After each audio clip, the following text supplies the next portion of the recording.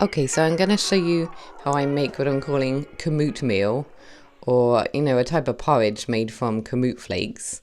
So basically just, some hot cereal with an alternative to oats. I'm just showing the back of the packet so you can read a little bit about them, and it tells you a little bit about the nutrition that are in these.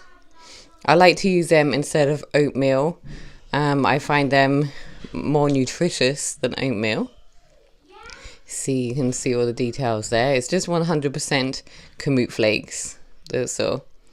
So here you go. I'm just going to open up this pack and I'm going to put it in the pan that I'm going to cook it in here.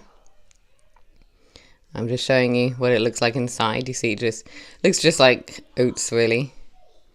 I do find they can need a little bit more cooking than if I'm making regular oats, and they can look a little bit bigger. So now I'm going to add some walnuts that I put in the Vitamix and blended into a powder-like consistency. When I used to actually make oats in France, I used to buy powdered almonds, so it's just a different way of doing it to that. Here, I think these were raisins. Sometimes I use raisins, sometimes I use currants. It just depends what I've got in. I like how they sometimes plump up with the water. And then here I've got some grated apple. I love adding grated apple into this. And one of the things I like about grating the apple is for my children that are kind of picky, then they don't really notice the apple in there, so I'm able to get away with adding it. Then I'm also adding a pinch of salt.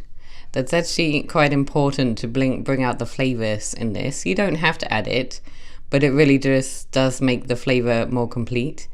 Now I'm adding the water. For extra nutrition, you can actually use some type of tea, herbal tea. That's often how I like to do it. And now my toddler, for me, is actually adding the syrup. I'm not sure if this one was a date paste or a raisin paste. Either works, and I make both. I can show you how I make that in another video, but this makes it nice and sweet. It's pretty much just soaked dates or raisins blended up. I like to add some allspice in there. So I often add some things like juniper berries for extra nutrition, and I normally always also add the seamoss. As you know, I like to add that in a lot of my food because it's very nutritious and a great way to make sure my children are getting in the greens they need, the sea vegetables.